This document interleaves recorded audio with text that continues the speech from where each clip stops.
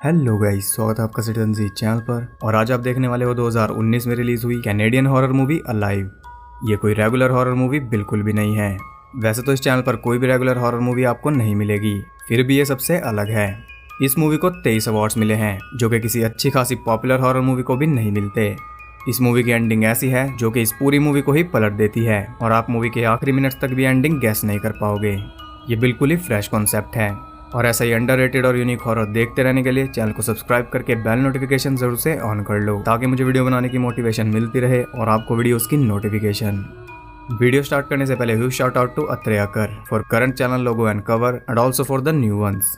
तो अब ज्यादा देर ना करते हुए जल्दी से स्टोरी स्टार्ट करते हैं।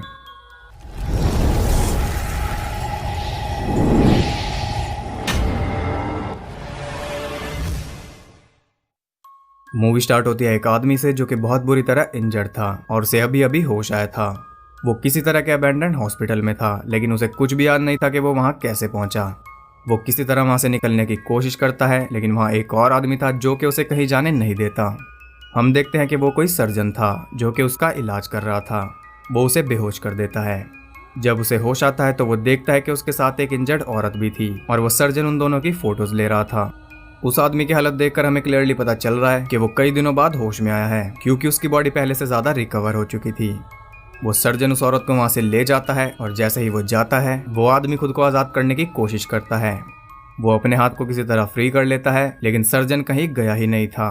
वो उसके पीछे ही खड़ा था और उसकी चालाकी की वजह से वो उसे फिर से बेहोश कर देता है। जब उसे होश आता है तो वो औरत उससे बात करने लगती है और वो उसे बताती है कि वो कई दिनों से बेहोश पड़ा था। वो उससे कई सारे सवाल पूछती है, लेकिन वो कुछ भी बोल नहीं पा रहा था। अब इस मूवी में इन दोनों का कोई नाम नहीं बताया गया और मैं अपनी तरफ से भी इन्हें कोई नाम नहीं दूंगा, क्योंकि यही मूवी का प्लॉट है। उस औरत की याददाश्त जा चुकी थी और उसे कुछ भी पता नहीं था कि वो कौन है और वहां कैसे पहुंची है, लेकिन उस आदमी को कुछ तो याद था, तभी वो सर्जन से इतनी नफरत करता था। वो औरत उससे पूछती है कि क्या वो उसे जानता है, और काफी देर तक उसकी तरफ देखने के बाद वो उसे गर्दन हिलाकर मना कर देता है, लेकिन उसका चेहरा कुछ और ही कह रहा था। वो दोनों ऐसे ही बातें कर रहे थे और उनकी सारी बातें वो सर्जन सुन रहा था। वो सर्जन उनका पूरा ख्याल रखता था। उसके बर्ताव से ऐसा बिल्कुल भी नहीं लगता था कि वो उन्हें कोई नुकसान पहुंचाना चाहता है, लेकिन वो उनके सवालों के जवाब भी नहीं देता था। वो औरत कहती थी कि उसे वापस घर जाना है, तो वो कहता था कि यही उनका घर है। वो सर्जन कहता था कि उसे नहीं पता उनका ये हाल कैसे हुआ, उसे बस इतना पता है कि वो दोनों उसे ठीक टाइम पर मिल गए। उसकी इन्हीं बातों की वजह से वो आदमी उसे पसंद नहीं करता था, क्योंकि उसे आज़ादी चाहिए थी, और उसकी इस अकड़ की वजह से वो सर्जन उस पर ज्यादा हार्श रहता था। एक दिन उनकी इसी बैटल के बीच उस औरत को हार्ट अटैक आ जाता है और उसका दिल धड़कना बंद कर देता है। तब वो सर्जन पूरी कोशिश करता है, लेकिन कोई फायदा नहीं होता। आखिर में वो उसे इलेक्ट्रिक शॉक्स देता है, जिससे उसका दिल फिर से धड़कने लगता है। उसकी जान बचाकर वो उससे भी ज्यादा खुश था। अगले दिन वो उन्हें दूसरे रूम में ले जाकर फिजिकल थेरेपी कराता है, यानी कि उनके हाथ पैर हिलवाता है ताकि वो जल्दी से अपने पैरों पर चल सके। और इस थेरेपी में भी वो उस आदमी को बहुत हार्शली ट्रीट करता है, जिससे उसके जख्म फिर से उखड़ जाते हैं। इस सब के बाद वो उन्हें बेहोश कर देता है, शायद इसीलिए ताकि उनकी बॉडी हील कर सके। जब उन्हें होश आता है तो वो खुद को उस हॉस्पिटल के बाहर पाते हैं। वो सर्जन उन्हें बाहर ले आया था ताज़ी हवा खिलाने के लिए। वो उनका पूरा ध्यान रखता था, लेकिन कभी कभी वो बिल्कुल साइको की तरह बिहेव करता था। फिलहाल उसका मूड अच्छा था, इसलिए वो औरत उससे पूछती है कि उसे वो दोनों कहाँ मिले, क्योंकि उसे हल्का हल्का याद आ रहा था कि किसी मास्क पहने हुए आदमी ने उसे मारने की कोशिश की थी। सर्जन कहता है कि इस काम के लिए वो थोड़ा ओल्ड है, शायद वो इस आदमी ने किया हो, और ये कहकर वो उसकी परेशानी और ज्यादा बढ़ा देता है।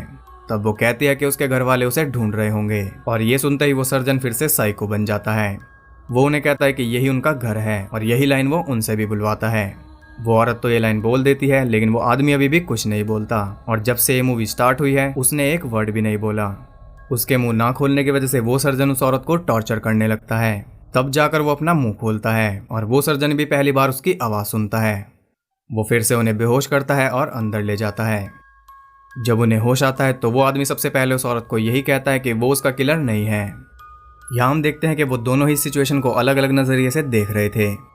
वो औरत सोच रही थी कि सर्जन उनका लाइफ सेवर है, जबकि आदमी को लग रहा था कि सर्जन इस सब की वजह है। लेकिन एक बात पर वो दोनों सहमत थे कि जैसे ही उन्हें मौका मिलेगा वो वहां से भाग जाएंगे, और वो दोनों ही अपने हाथ पैर ठीक होने का वेट कर रहे थे।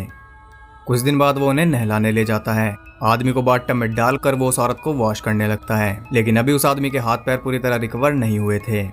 बहुत कोशिश करने के बाद भी वो नहीं संभल पाता और डूबने लगता है, लेकिन सर्जन उस पर ध्यान नहीं देता। जब वो पूरी तरह डूब जाता है तब वो उसे बाहर निकालता है। वो उन दोनों को वहां छोड़कर टॉवल लेने जाता है और इस मौके का फायदा उठाकर वो दोनों वहां से निकलने की कोशिश करते हैं। वो अच्छी तरह चेक करते हैं लेकिन सारे एग्जिट उन्हें सील्ड मिलते हैं। वहां की कोई भी चीज काम नहीं कर रही थी। एग्जिट ढूंढते हुए वो एक रूम तक पहुंचते हैं जिसमें बहुत सारे टूल्स रखे थे और चारों तरफ खून ही खून था। अब ये क्लियरली उनके लिए अच्छा सिग्नल नहीं था। वो दोनों स्टेयर्स के रास्ते नीचे जाते हैं और नीचे उन्हें एक रूम मिलता है जो कि किसी बच्चे का लग रहा था। उसे देखकर उस औरत को याद आता है कि उसकी एक बच्ची है और उसके बारे में सोचकर वो पैनिक करने लगती है। वो आदमी उसे समझाता है और उसे लेकर आगे बढ़ता है। वो एक लैब में पहुंचते हैं जिसमें कई तरह के केमिकल्स रखे थे। वहाँ एक बोर्ड पर उन्हें उनकी फोटोज लगी मिलती हैं जो कि वो सर्जन रोज क्लिक करता था और उन्हें देखकर हमें पता चलता है कि उन दोनों को वहाँ 13 दिन हो चुके थे।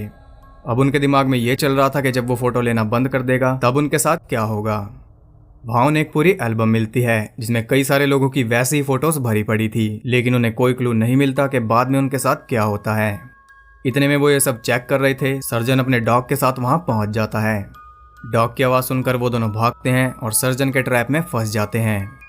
सर्जन उस औरत को समझाता है और उसे अपने खानदानी इयररिंग्स पहनाता है, ये बताने के लिए कि वो उसके लिए स्पेशल है, और उस आदमी के वो होठ सिल देता है क्योंकि वो औरत उसकी बातों में आ रही थी। लेकिन उसके लिए इतना काफी नहीं था। वो दोबारा भागने के बारे में ना सोचे, इसीलिए वो उसके पैर का अंगूठा काटने लगता है। ये सब उस औरत के सामने ही हो रहा था और आखिरकार वो हिम्मत करके एक वासु सर्जन के मुंह पर दे मारती है। इससे वो बेहोश तो नहीं होता, उल्टा वो उसके ऊपर एक सिरिंज से हमला कर देता है। लेकिन हिम्मत न हारते हुए वो उसी सिरिंज को उसके चेहरे में कई बार स्टैब कर देती है।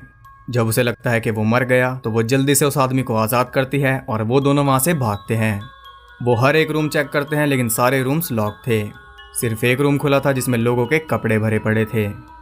बाहर निकलने का रास्ता ढूंढते हुए वो घूम फिर कर फिर से वहीं पहुंच जाते हैं और देखते हैं कि सर्जन वहां से गायब था। ये देखकर उनके होश उड़ जाते हैं। वो बिना कोई टाइम वेस्ट किए वहां से भागते हैं। उन्हें एक बड़ा सा रेफ्रिजरेटर मिलता है जिसके अंदर ढेर सारी डेड बॉडीज और कई सारे बॉडी पार्ट्स रखे थे। अब उन्हें पता चल चुका था कि उनके साथ क्या होने वाला है। उन्हें एक सीक्रेट दरवाजा भी मिलता है जिसकी दूसरी तरफ एक और बेसमेंट था। वो नीचे जाने लगते हैं और देखते हैं कि वहाँ स्टेयर्स और दीवारों पर भी खून लगा हुआ था। नीचे पहुंचकर वो लाइट जलाते हैं तो उनकी आंखें खुली रह जाती हैं। वहाँ पर खून भरा पड़ा था और उसमें कई सारी डेड बॉडीज थी। वो एक विंडो खोलकर जल्दी से वहां से बाहर निकल जाते हैं, लेकिन बाहर सर्जन उनके लिए तैयार बैठा था। वो अपने डॉग को उनके पीछे छोड़ देता है और उन्हें फिर से अंदर ही भागना पड़ता है। किसी तरह वो उस डॉग से बच जाते हैं, लेकिन बाहर जाने के लिए उनके पास कोई रास्ता नहीं था, इसलिए वो उस रेफ्रिजरेटर में ही छुप जाते हैं। वहां छुपने का भी कोई फायदा नहीं होता क्योंकि वो अपने डॉग की मदद से उन्हें ढूंढ लेता है। तब वो आदमी उस पर हमला करता है और वो दोनों किसी तरह बाहर निकलकर उन्हें अंदर ही लॉक कर देते हैं। फिर वो उसी रास्ते से बाहर जाते हैं और फाइनली वो उस हॉस्पिटल से निकल जाते हैं। वो अबेंडेंड हॉस्पिटल पॉपुलेशन से बहुत दूर था। एक रिवर में मुंह धोकर वो दोनों आगे बढ़ते हैं और एक रोड तक पहुंच जाते हैं, लेकिन कोई भी उनकी मदद के लिए नहीं रुक रहा था क्योंकि उनकी हालत देखकर सब डर रहे थे।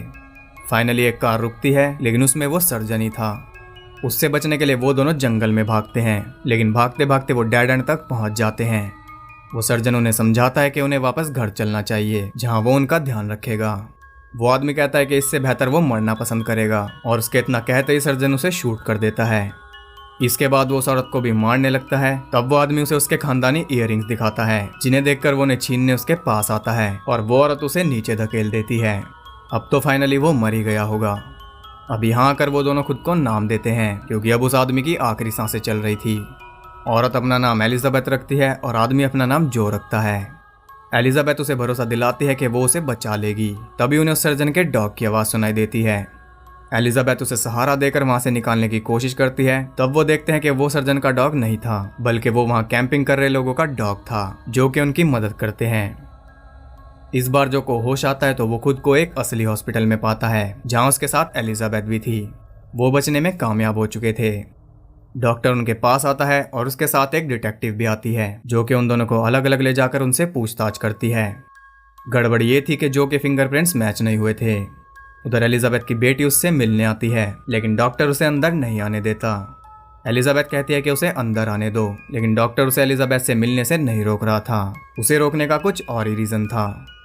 डिटेक्टिव जो को बताती है कि उसके राइट हैंड के फिंगरप्रिंट एक क्रिमिनल एलन रे से मैच होते हैं और लेफ्ट हैंड के फिंगरप्रिंट एक हाई रैंक पुलिस ऑफिसर बिली डोलन से मैच करते हैं। और इसमें सबसे बड़ी दिक्कत यह है कि वो दोनों ही मर चुके हैं। एलिजाबेथ की बेटी अंदर आकर उससे लड़ने लगती है। वो कहती है कि वो उसकी मॉम जैसी दिखती है, लेकिन वो उसकी मॉम नहीं है, क्योंकि उसकी मॉम तभी मर गई थी जब वो सिर्फ 4 साल की थी। और अब आप देख ही सकते हो कि वो अच्छी खासी बड़ी हो चुकी है। और सबसे जरूरी बात यह है कि उसकी मॉम किसी अटैक में नहीं बल्कि बीमार होने की वजह से मरी थी। अब यहाँ आप सब बहुत ज्यादा कंफ्यूज हो चुके होंगे कि आखिर चल क्या रहा है। जैसा कि मैंने कहा था, आप इस मूवी के एंड का पता आखिरी मिनट्स तक भी नहीं लगा सकते। असली ट्विस्ट ये है कि वो दोनों कोई एक इंसान नहीं है, बल्कि कई सारे लोगों की डेड बॉडीज में से अलग अलग पार्ट्स को जोड़कर उस सर्जन ने उन्हें बनाया है। यानी कि असल में वो किसी को मार नहीं रहा था, बल्कि वो मरे हुए लोगों को फिर से जिंदा कर रहा था। और ये दोनों ही उसके एक्सपेरिमेंट्स का सक्सेसफुल रिजल्ट थे, इसीलिए वो इन्हें इतना संभाल कर रखता था। और आखिर में उसकी कही बात सच निकली कि वो ही उनका घर है। एक स्पेशल टीम आती है और उन्हें कंटेनमेंट में ले जाती है, क्योंकि वो दोनों ही चलते फिरते साइंस एक्सपेरिमेंट थे जो कि मरे हुए थे फिर भी जिंदा थे। उधर हम देखते हैं कि सर्जन इतनी ऊंचाई से गिरने के बाद भी नहीं मरा था, और उसकी एक झलक दिखाकर ये मूवी एंड हो जाती है। तो अगर आप अभी भी नहीं समझ पाए कि वो दोनों क्या थे और ये क्या कॉन्सेप्ट था, तो मैं एक ही वर्ड बोलूंगा और आप समझ जाओगे, फ्रैंकेनस्टाइन। जी हाँ, वो दोनों मॉडर्न फ्रैंकेनस्टाइन थे, जिन्हें उस साइको सर्जन ने कई सारी बॉडीज मिलाकर बनाया था। और आपने सोचा भी नहीं होगा कि इस मूवी की एंडिंग ऐसी होगी। स्टार्टिंग से लेकर एंड तक ये एक टॉर्चर मूवी लगती है। ऐसा लगता है कि उस साइको सर्जन ने उन्हें किडनैप किया है अपनी क्रेजी नीड्स के लिए, लेकिन असल में वो उसी की क्रिएशंस थे और उन पर उसका पूरा हक था, क्योंकि कोई भी उसका विक्टिम नहीं था। वो सब पहले से ही मरे हुए थे। और एंडिंग जानने के बाद आपको सर्जन की सारी बातों का मतलब समझ आ जाता है, जो भी उसने उन दोनों से कही थी, जैसे कि यही तुम्हारा घर है। और ये बात आखिर में उन्हें भी पता चल जाती है, लेकिन तब तक बहुत देर हो जाती है। और सर्जन ने उन्हें ये भी कहा था कि उसे नहीं पता कि उनके साथ क्या हुआ था, लेकिन उसे वो दोनों सही टाइम पर मिल गए। ये लाइन भी एंड में पूरा सेंस बनाती है। असल में वो अपने सेवियर से ही बचकर भाग रहे थे। भले ही वो एक साइको सेवियर था, लेकिन उसे पता था कि अगर वो बाहर गए तो उनके साथ क्या होगा। उन्हें जो इतनी मुश्किल से उसने दोबारा लाइफ दी है वो छिन जाएगी। खैर, अभी वो सर्जन मरा नहीं है, और जितने अवार्ड्स इस फिल्म को मिले हैं उस हिसाब से इसका सीक्वल भी आ सकता है। आपको एक फन फैक्ट भी बता दूं कि इस मूवी को रशिया में सॉ द बिगिनिंग के नाम से रिलीज किया गया था। ये सॉ वाला फील जरूर देती है, लेकिन इसका सॉ से कोई लेना देना नहीं है। रशिया में ये सब आम है। वहाँ अपनी मूवी चलाने के लिए उसका टाइटल किसी भी पॉपुलर मूवी से रिलेटेड रख देते हैं। और अब आप ये भी समझ गए होंगे कि जो इतनी देर से क्यों बोला था, क्योंकि उसका पूरा का पूरा हेड रीअटैच किया गया था।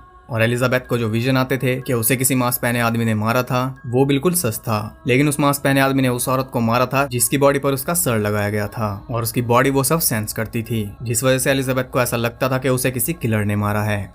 तो आप बताइए, आपको एंडिंग ट्विस्ट कैसा लगा? अगर बिल्कुल अनएक्सपेक्टेड लगा तो वीडियो को लाइक जरूर कर देना और कमेंट भी जरूर करना। कमेंट में बताओ कि एंड जानने से पहले आपको इस मूवी का कॉन्सेप्ट क्या लग रहा था। ऐसी यूनिक और इंटरेस्टिंग मूवीज देखते रहने के लिए चैनल को सब्सक्राइब करके बेल नोटिफिकेशन को ऑल पर जरूर सेट कर लो, ताकि आपको सारी नोटिफिकेशन मिल जाएं अगर यूट्यूब भेजेगा तो। लेटेस्ट मूवी न्यूज़ और फैक्ट्स जानने के लिए आप मुझे इंस्टाग्राम पर भी फॉलो कर सकते हो, लिंक आपको डिस्क्रिप्शन में मिल जाएगा। और ये मूवी यूट्यूब पर अवेलेबल है अनऑफिशियल हिंदी डब वर्जन में। लेकिन मैं आपको एक बात बता दूं कि अनऑफिशियल हिंदी डब बहुत ही ज़्यादा बेकार होता है। वो एक अच्छी खासी मूवी को भी खराब कर देता है। तो अगर आप देखना चाहो तो आप देख सकते हो। मैं मिलता हूँ आपसे अगली वीडियो में, तब तक के लिए सबको बाय।